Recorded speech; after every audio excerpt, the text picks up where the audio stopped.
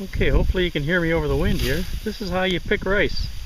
You sweep it over the canoe, and then with one stick and whack it with the other, and then it all falls in the canoe. That's raw rice down there.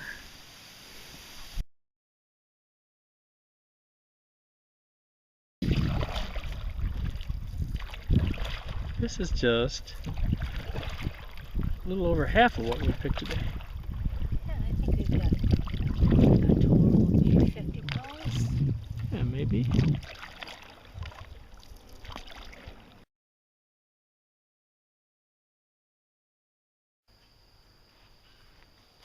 Okay, the next step of this operation is, what we do anyway, is we put the rice in these big barrels here for two reasons.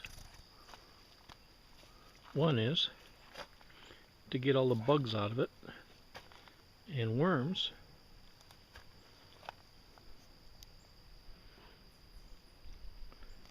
You can see the worms.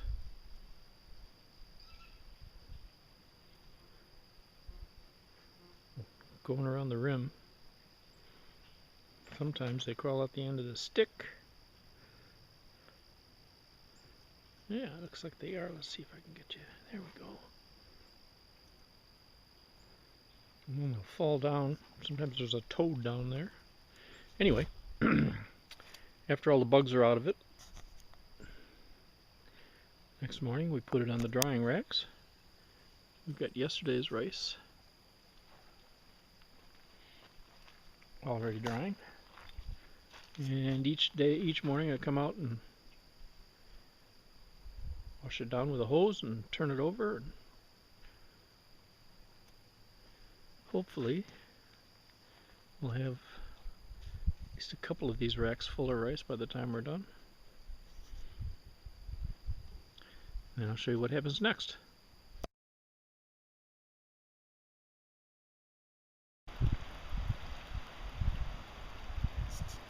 Man, this last batch of rice here is just loaded with rice worms.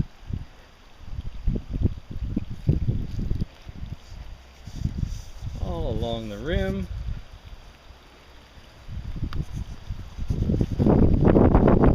On the stick. Am I too close for focus? Yeah, maybe. All the way down the end of the stick.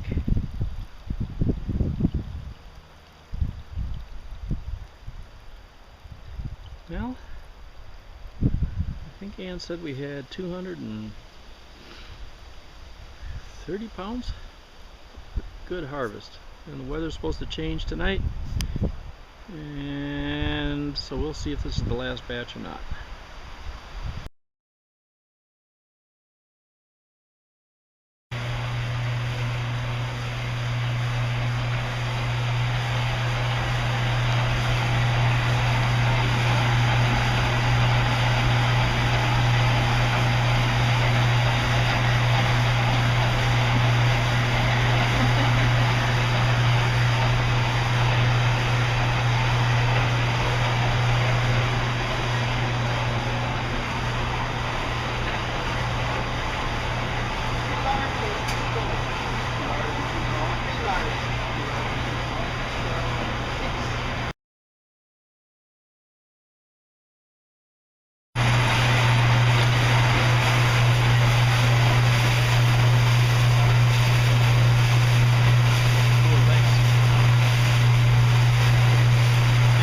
What does this machine do? It dries out the rice. Dries it out. Okay, it's more like dehydrating fruit. Okay. That doesn't work, it was dehydrating. And this guy over here? That one there is the thrasher.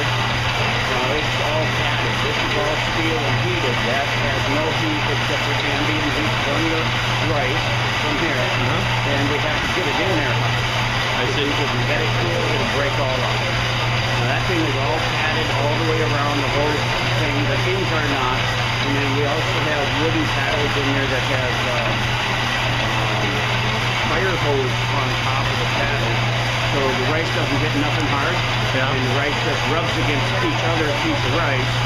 And it Burns the husk up. So we have air up here. Right. And that goes down in, circulates and pushes the hull out and leaves the rice in. So So you got a pile of holes out there and back, right? Yeah. And those are real good for gardening.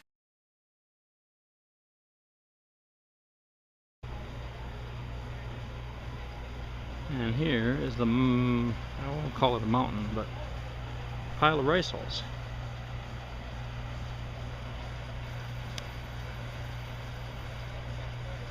We'll take some of these home for the with us for the garden.